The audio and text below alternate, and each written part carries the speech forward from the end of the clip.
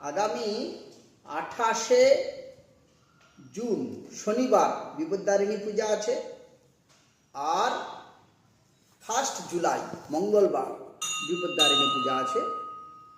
এই রথের পর তৃতীয়া থেকে দশমীর মধ্যে যে শনি মঙ্গলবার আসে তাতে বিপদ্তারিণী পূজা হয়। তো আর এই যে পড়েছে অম্বুবাচী, এতে কোনো অসুবিধা নেই। যদি এটা তো পড়েনি, কিন্তু যদি পড়ে অম্বুবাচীর মধ্যে অমাবস্যা পূজা এসব হবে, কোনো অসুবিধা নেই। আর তাতে একটা ডুরি বাঁধে মায়েরা, সেই ডুরিটা এরকমভাবে করে 13টা সুতো দিয়ে 13টা গাঁট বাঁধে, কেউ 12টা বেঁধে তাতে দুর্বা দেয়। তো এরকমভাবে আপনারাও বাঁধবেন সুতো দিয়ে। হাতে বাম হাতে মেয়েরা বাঁধে, ডান হাতে পুরুষরা বাঁধে।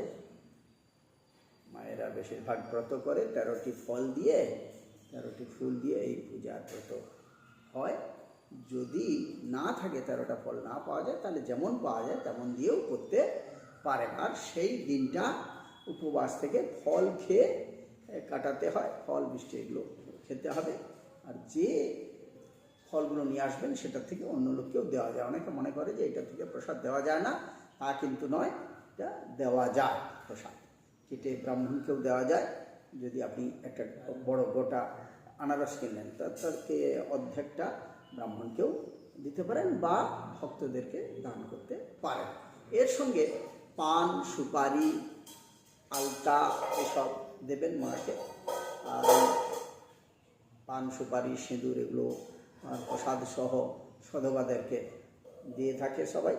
এটা আপনি দিতে পারেন, এটা মঙ্গল হয়। এটাকে বিপদ্তারিণী ব্রত বলে। জয় মা বিপদ্তারিণী।